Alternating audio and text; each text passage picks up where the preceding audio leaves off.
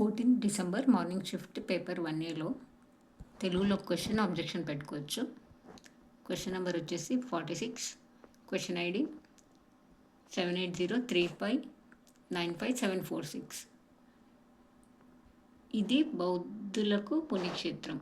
బుద్ధుడు జ్ఞానోదయం పొందిన స్థలం ఇది. ఇక్కడి బోధి వృక్షం కూలిపోతే సింహాల ద్వీపం నుంచి ఒక చెట్టుని తెచ్చి పెంచారు. పై వాక్యాలు ఈ పుణ్యక్షేత్రానికి చెందినవి.